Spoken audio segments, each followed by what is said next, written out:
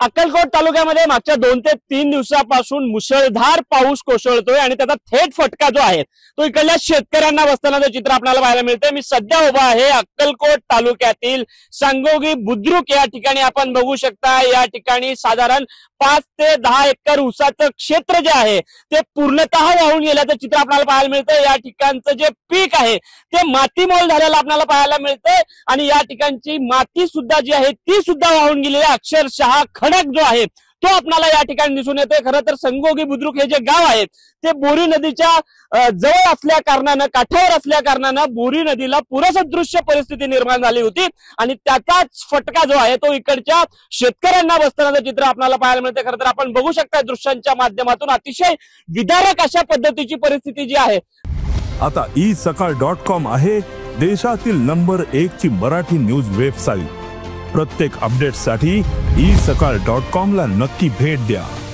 ती या ठिकाणी आपल्याला पाहायला मिळते। खरं तर मी दृश्यांच्या माध्यमातून दाखवतो या ठिकाणी शेतकऱ्यांचं जे राहणारं घर आहे त्याचे पत्रे सुद्धा आणि किंबहुना तो घर सुद्धा ढासळत असल्याचं एकूणच चित्र आपल्याला या ठिकाणी दिसून येते। त्यामुळे शेतकरी राजाने नेमकं जगायचं कसं अशा पद्धतीचा दाहक प्रश्न आता शेतकऱ्यासमोर उभा आहे। खरं तर इकडचे पंचनामे व्हावे, त्यांना नुकसान भरपाई मिळावी अशा पद्धतीची मागणी या ठिकाणचे शेतकरी करतायत। आपण बघू शकताय हा जो रस्ता आहे तो पूर्णतः खचल्याचं चित्र आपल्याला पाहायला मिळते।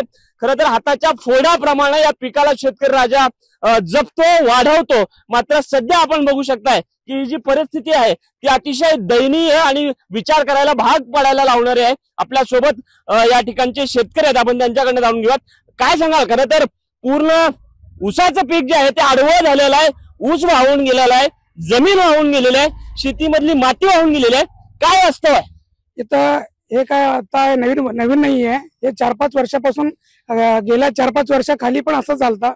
पण प्रशासनाचा अद्याप कुठलंही शासन अद्याप आलं नाहीये आणि शेतकऱ्यावर एवढं नुकसान होतं की याच्यावर कोणी बोलणार कोणी नाहीये। तरी आमच्या मुख्यमंत्री साहेबांना एवढंच विनंती आहे की यांना जास्तीत जास्त नुकसान भरपाई मिळेल अशी आमची अपेक्षा आहे। हा बघा पपई आहे, ह्या पपई 4 एकर होता, सगळं आता हे तोडणीसाठी आलेलं होता, हे सगळं वाहून गेलं आहे पाण्यामध्ये।